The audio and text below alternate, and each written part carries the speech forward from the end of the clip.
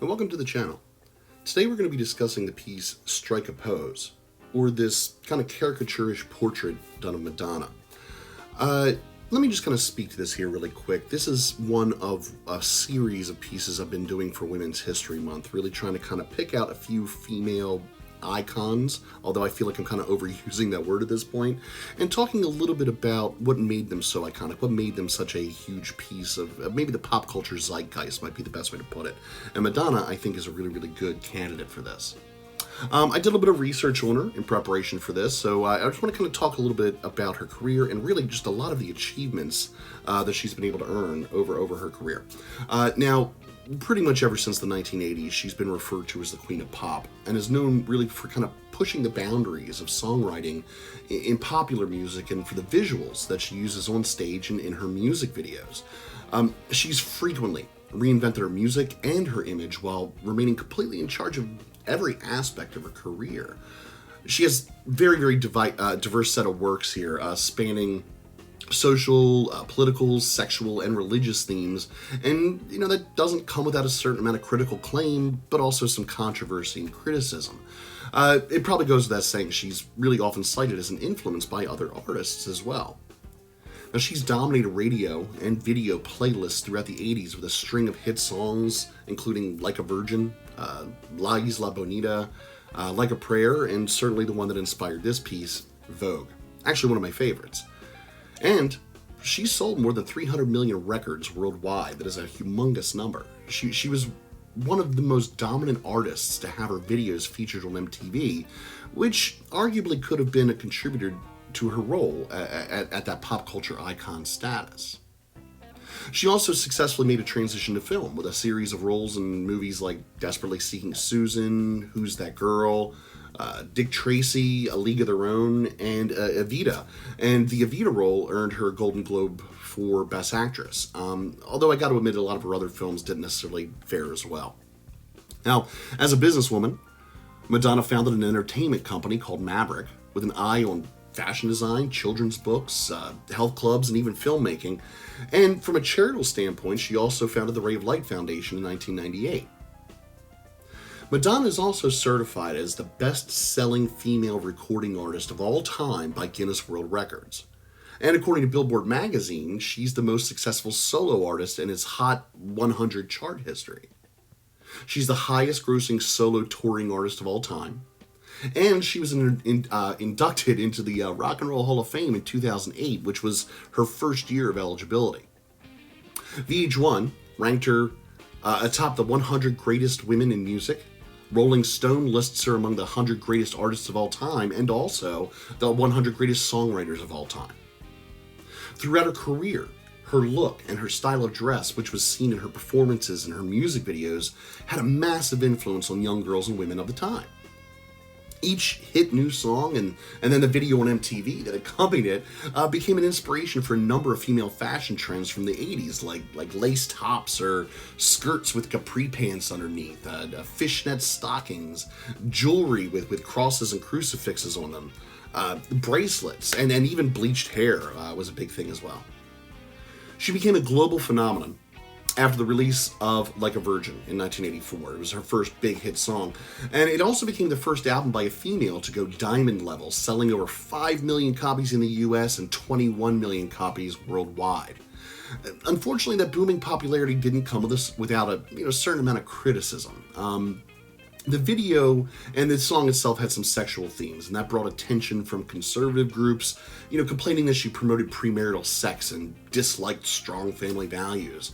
And, this probably wasn't helped by the huge media coverage surrounding her performance of Like a Virgin in the first MTV Video Music Awards. When she performed there, she appeared on stage in a white wedding dress and then, kind of rolled around on the floor suggestively, and it kind of caught some flack, although MTV later cites that moment as one of the most iconic pop culture performances of all time. So, there you go. She followed that up with Material Girl, another big hit song, and then after that, True Blue, an album that came with a couple of hits in it, Papa Don't Preach, True Blue, Open Your Heart, and again, La Isla Bonita. Now, this album was a big one for her. It topped the charts in 28 countries across the world, and that is something that had never been done before. It also achieved the Guinness World Record for the best-selling album by a woman of all time. The Who's That Girl World Tour then started in 1987, and that also broke records from an attendance standpoint. She has the existing record for the highest attended female concert of all time. In 1989, she released Like a Prayer, and this was done in conjunction with a business deal that she had signed with Pepsi. So in a commercial for the soda company, she debuted the music video, which, again, kind of seemed to invite some controversy due to its heavy use of images like stigmata, cross burning, and there was also an implied sex scene with a saint. Now, this resulted in the Vatican condemning the video. Pepsi ultimately had to pull the video and the ads off the airwaves, and then ended her contract due to pressure from religious groups. But, again, despite that conservative backlash, the Like a Prayer album topped the hit list and sold 15 million copies across the world. So by the end of the 80s, Madonna's celebrity status was just absolutely undeniable. She was named as Artist of the Decade by MTV, also by Billboard and by Musician magazine. Then she began the 90s with a role in a hit movie. She played a small bit role as Breathless Mahoney in the film Dick Tracy, and then released a soundtrack album along with it that included songs kind of inspired by the film. Now, this album also featured the song Vogue that inspired this piece. Madonna has stated in many interviews that she was inspired by various actors like Carol Lombard and Judy Holliday and Marilyn Monroe. As a matter of fact, her Material Girl music video recreated Diamonds Are a Girl's Best Friend from the Monroe film Gentlemen Prefer Blondes. And the video for Vogue was clearly inspired by the style of Hollywood glamour eras, with recreated poses of Marlene Dietrich, Rita Hayworth, and even the lyrics referring to people like Betty Davis. Now, in my opinion, the true sign of a truly exceptional musical actor and artist is longevity. And I think that longevity comes with two basic elements. The first is the catalog of music. Now, this should be a large collection of songs spanning multiple albums, including a whole series of popular tunes. And this achievement is usually recognized by the release of a compilation album, although in recent years, I got to admit, I found some compilations released by some of the more current artists. They're really kind of more cash grabs than anything else, especially considering some of the newer artists barely have more than a handful of songs to kind of make a compilation from. See, Madonna is a great example of a compilation done right. Her Immaculate Collection, that was a collection of her greatest hits, released in 1990, also included 2 new songs. And it sold over 31 million copies, becoming the best-selling compilation album by a solo artist in history. Again, another world record kind of shattered there. Justify My Love was a hit single off that album, and like most of her previous singles, a music video was also produced. However, true to form, Madonna's desire to push these sexual boundaries in these videos resulted in some of the scenes being considered too explicit for even MTV's standards, and so that video was ultimately banned from the network. Now, the second element of longevity, again in my opinion, is the time factor. Although individual songs, you can easily identify which decade they were released, Madonna constantly reinvented herself and her approach to music styles, turning against the tried but true method of kind of finding a winning formula and sticking to it. Her continual reinvention was a result of experimentation with new ideas and pushing boundaries. She produced a documentary, Truth or Dare, in 1991, and this was a behind-the-scenes look at her Blonde Ambition tour.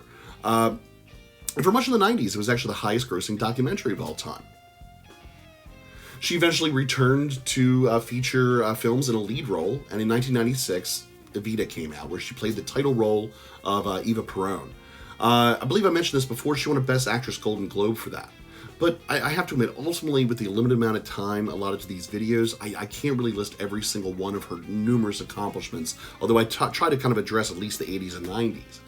I do think it's kind of important here to mention that various musical critics and experts have discussed Madonna's legacy at length, and many agree that she's been one of the most, if not the most, influential female recording artists of all time. Madonna's received acclaim as a role model for businesswomen in her industry. She's generated over $1.2 billion in sales within the first decade of her career, and she's been a staunch advocate for LGBTQ communities and received the GLAAD Advocate for Change Award. Again, I don't have a whole lot of time here to kind of finish this up, so let me just kind of sum up by saying that I think that her story is an amazing and interesting one. She's a fighter, she's an entrepreneur, She's an inventor, she's an innovator, and there's no arguing that she's inspired the next generation of female performers, such as Britney Spears or Christina Aguilera, or even Miley Cyrus. And as pop icons go, she's definitely one of the bigger ones. So I hope I did her some justice in this brief discussion of her career, and I hope you kind of enjoyed what I had to kind of say about this. I really enjoyed doing this piece. I've got a whole series more like it that I'm going to be doing, a few more before the end of Women's History Month, so please come on back to the channel, take a look at some of the future videos. And in addition, if you don't mind, take a moment to subscribe, share, and leave a comment if you feel the need. I'm going to go ahead and just drop off the audio here, let you enjoy some music for about the last minute or so of this video, but please stop by soon and see some more videos. Thanks again and take care. Goodbye.